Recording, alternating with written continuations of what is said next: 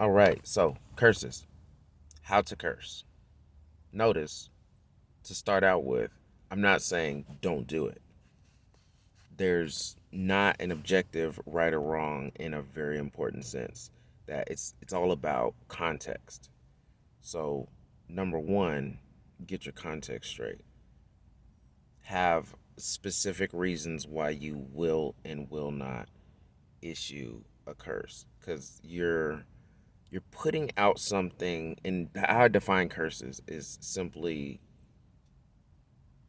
doing something that thwarts someone else's efforts to do X, Y, or Z.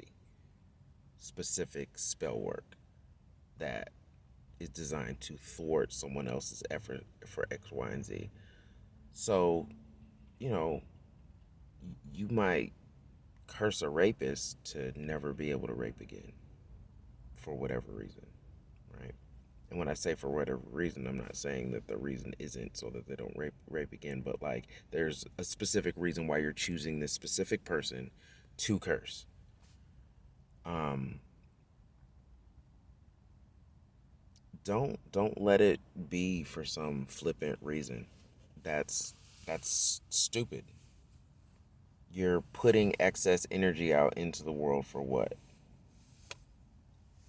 You're focusing your energy on that for what? You need to have a good reason. And only you can define what that is. 93. Um, and 93 over 93. You feel me?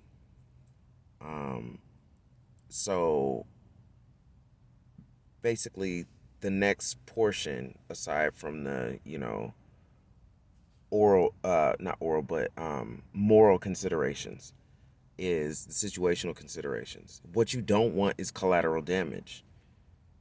So, you decide you want to curse somebody, I hope they die in a car crash. Well, is that going to kill someone else as well? Is it going to maim someone else? Also, that, it's just a sloppy curse. You know, um, I'm not advocating, you know, cursing someone to death by any means. It's much better and much less risky to do so in a way that's more confined. For example, cursing the rapist who um, to not be able to rape anymore.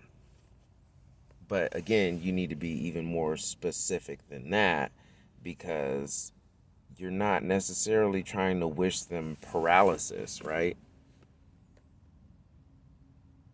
Even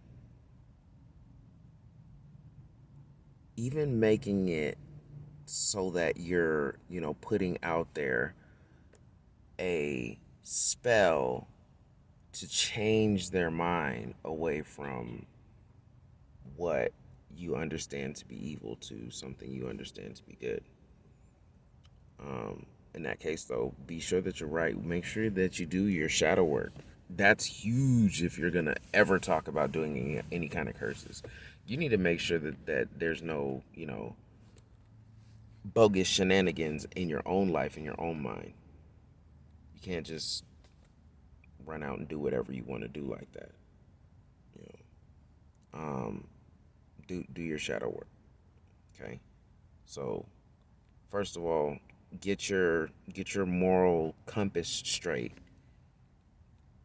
and also make sure that there's no collateral damage. And also, thirdly, the internal thing. You know, so what I'm getting at is there's three things, right? There's the morals of magic. There is the situation of magic, being, in this case, specifically not doing sloppy spells with collateral damage and all things like that. And then there's like you, the magician, like don't do things and issue curses that actually hurt yourself. Like don't come from a toxic place when you do this. Like peace for all, right? Om Shanti. Compassion for all. Om Mani Padme Hum. Don't don't do magic in a way that makes you ugly. and I don't like using this word, but that makes you toxic, always come from a pure place, even when you're using black magic. All right?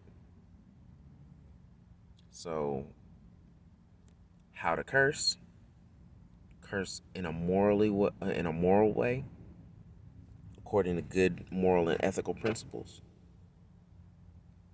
Curse in a using a situation that doesn't affect people unintentional, either in an unintentional way or uh, affect a group of people unintentionally by your curse.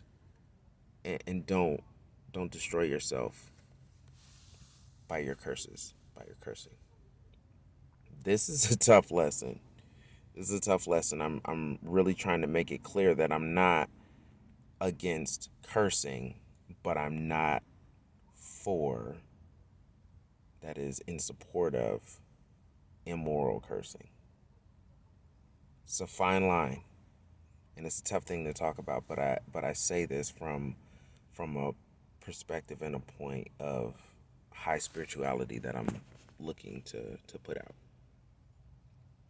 Difficult questions. Difficult questions. All right, I hope y'all have a good afternoon, um, slash evening, slash morning, wherever it is that you may be.